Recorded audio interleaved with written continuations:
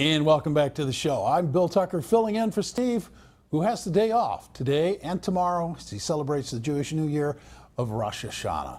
Joining me now on the panel, John Zogby, Newsmax contributor, senior partner at John Zogby Strategies, director for the Keenan Center for Entrepreneurship, and author of We Are Many, We Are One, Neo-Tribes and Tribal Analytics in the 21st Century America, and John McLaughlin, partner at McLaughlin and Associates and a Republican pollster. Gentlemen, welcome.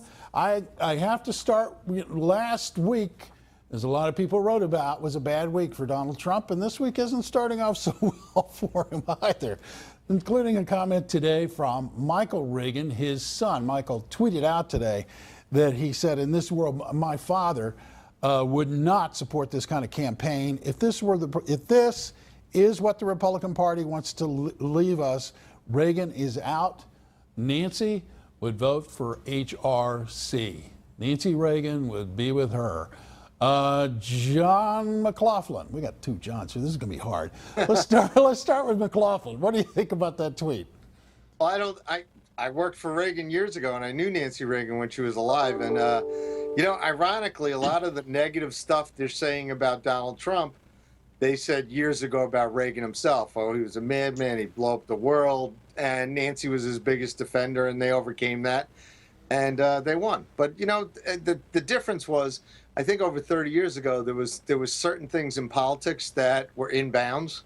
And right now, you have a story where the New York Times printed a man's personal tax forms on the front page, and no one's calling for the FBI to investigate that. And clearly the law was violated that those tax returns were released. So it's gotten a lot meaner and tougher and nastier since when Ronald Reagan got elected. And that's probably sad because there's a lot of issues we need to talk about. Yeah, well, in my own personal opinion, it's really sad, and I think we as a country miss out because we do need to have a lot of discussions about some really, really serious issues. And instead, we seem to have evolved into what, in my mind, is the social media world of attack and troll. And you're right, it's gotten quite mean. John Zogby, does this comment by Michael Regean really move the needle for anybody? No, I don't think so. We're not in a big needle-moving election phase right now, unless it's Julian Assange and or Danny Clinton or something of that nature. Had Nancy Reagan been alive and said it herself, I think that may have been very significant. But given the fact that it's Michael Regean, we know that Michael Reagan's had some problems with the Donald Trump campaign right from the beginning. And also, I mean, given the fact that Trump is running against the Republican establishment as well as against the Democratic elite as well, I think that this is just seen as ho-hum right now. Yeah, it's interesting. A political strategist, Scott Miller, that I've spoken with in the past, called this a campaign of insurgents, not a campaign of issues. And what he meant by that was exactly what you just said, Zogby, in that, this is not, for a lot of people, this is about throwing those people over there out, and that means replacing the Republican Party. And it doesn't seem to be going so well, guys. I mean, we can look at all the national polls we want to look at, and it looks like a dead heat. But the brutal reality here is that when we look at the battleground state polls, it really isn't looking well, and I don't see how Trump's going to be able to pull this one out of the fire. So correct me if I'm wrong on this, Mr. Zogby. No, it doesn't look very good for him, but nothing ever looked really very good for him. I was among the legions of people that said he'd be gone by September 15th, 2015. And then, he's going to peak at 25% in the primaries, 30%, 35%. He'll never hit 50%. And he met all of those benchmarks. He has a very good fortune of running against a damaged Democratic candidate and somebody who's a little tiresome, particularly for millennials. And so odds are against Donald Trump, and no, things are not looking good right now. But, this is a who knows what can happen year.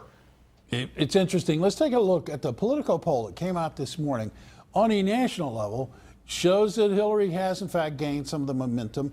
Interestingly enough, it seems that she's picking up votes at the expense of Gary Johnson, who's now falling dead to 9%. A lot of those people seem to have left and gone over with Hillary Clinton. McLaughlin, should we be, I mean, what do you make of these numbers?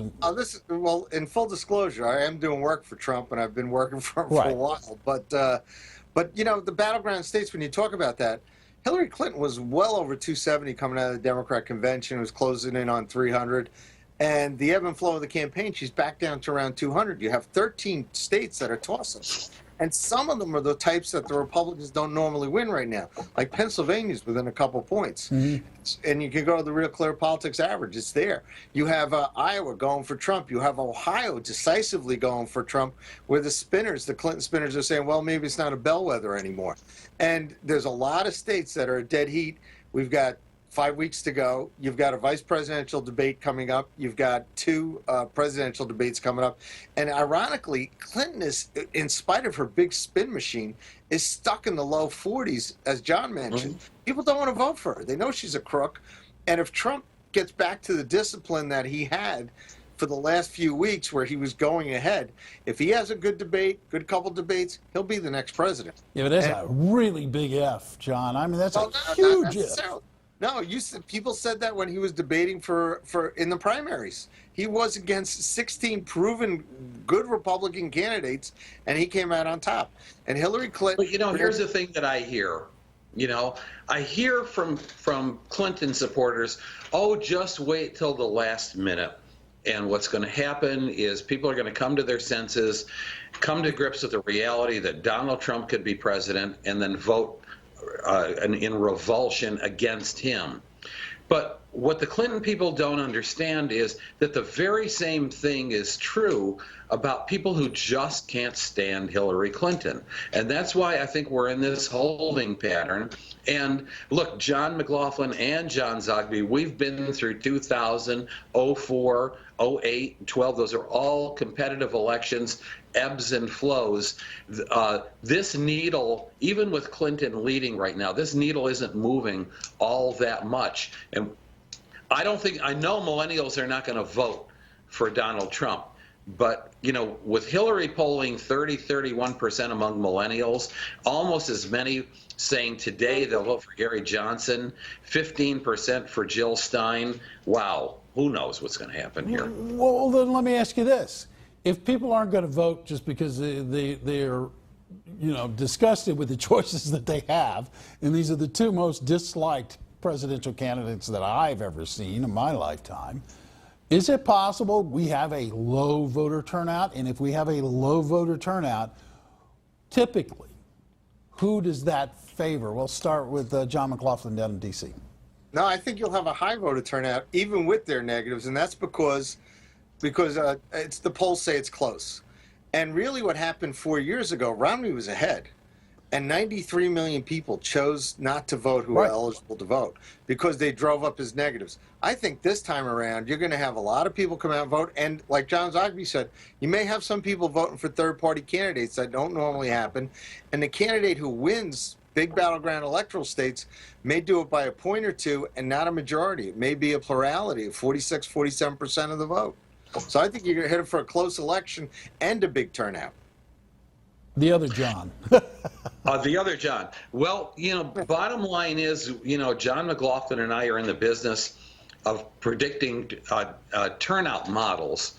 And the truth is, we just simply can't predict a turnout model in an election like this. When I tell you this can go any possible way, it's all in the hands of millennials. If they turn out to vote in great numbers, and if they vote at the last minute the way they did in 2008, 2012, it's a big victory for Hillary Clinton. I'm not sure they're going to turn out in great numbers, and I'm also not sure that they're going to turn out to vote for Hillary, that they may just register their complaint and vote third party, in which case, if the turnout model combined with how millennials feel look like more like 2010 and 14 than 2008, 2012, anything happens here. John McLaughlin, do you agree with that observation? That's true. That's how, in fact, that's how Donald Trump wins. He, just like the primaries, he brings out voters who didn't usually vote, who are coming out now because they can make a difference. And the enthusiasm, as everybody says in their polls, is greater among his supporters than among the Clinton supporters. So that's where the surprise happens, and that's John Zogby is exactly right with that. Well, all I know right now is that this election is as exciting as watching the Oakland Raiders play football this year. Can I just say that any time an interview ends with John Zogby is exactly right, it's a good interview.